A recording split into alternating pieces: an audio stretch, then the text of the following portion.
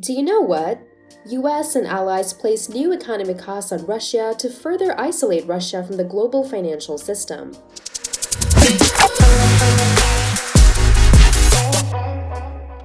On March 11, 2022, US President Joe Biden and the leaders of the G7 from Canada, France, Germany, Italy, Japan, and the United Kingdom, as well as the European Union, prepared to announce new economic actions against Russia to hold Putin accountable for his continued assault on Ukraine and further isolate Russia from the global financial system. The statement from the White House continued, "These actions will collectively ramp up pressure on Putin and build on the unprecedented package of economic sanctions and export controls the United States and over 30 countries have already imposed on Russia. We're seeing a mass exodus from Russia by the private sector, the result of our historic multilateral coordination and commitment to ensure that Putin's war of choice is a strategic failure. Russia has now become a global economic and financial pariah." So what are exactly the new sanctions? Number 1. Revoking Russia's most favored nation status. President Biden will work closely with Congress to deny Russia the benefits of its WTO membership and ensure that Russian imports do not receive most favored nation treatment in our economy. Together with similar actions by the G7 following our respective national processes, this collective action by more than half of the global economy will deliver another serious economic blow to Russia. Number 2. Deny borrowing privileges at multilateral financial institutions. The G7 leaders will agree to ensure Russia cannot obtain financing from the leading multilateral financial institutions, such as the International Monetary Fund and the World Bank. Number 3. Full blocking sanctions on more Russian elites. This action will follow up on multiple efforts along with those of our allies and partners to target Russian elites and their family members who are profiting from this war of choice, and cuts them off from the US financial system, freezes any assets they hold in the United States, and blocks their travel to the United States.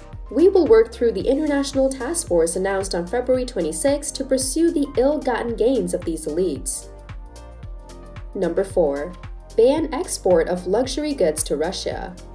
President Biden will sign an executive order that will end the exportation of luxury items to any person located in the Russian Federation. This will ensure that US persons are not providing luxury items such as high-end watches, luxury vehicles, high-end apparel, high-end alcohol, jewelry, and other goods frequently purchased by Russian elites. Number 5. Ban US imports from signature sectors of Russia's economy. President Biden's EO will also prohibit the import of goods from several signature sectors of Russia's economy, including seafood, spirits or vodka, and non-industrial diamonds. Number 6. New guidance to thwart sanctions evasion.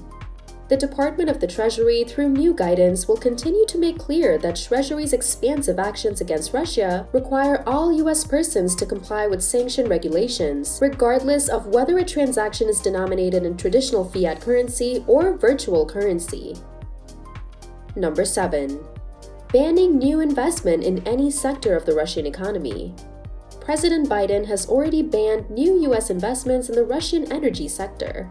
This EO will establish the legal authority for future investment restrictions in any sector of the Russian economy, as may be determined by the Secretary of the Treasury, in consultation with the Secretary of State by a United States person. Also, interestingly, Mr. Gresser wrote that revoking Russia's preferential trading status would impose some penalties, but in most cases not very significant ones. It may nonetheless be an appropriate symbolic and moral gesture, in particular if many WTO members join in it, he wrote. But as a policy measure meant specifically to impose economic cost, the energy import ban is the one with practical real-world impact. Russia or another country such as China could challenge the decision to strip Russia off its trading status by bringing a case against the United States, the European Union, or other countries of the World Trade Organization. But the global trade body offers large exceptions for actions taken to protect national security, and the United States and Europe could cite that rationale in their defense.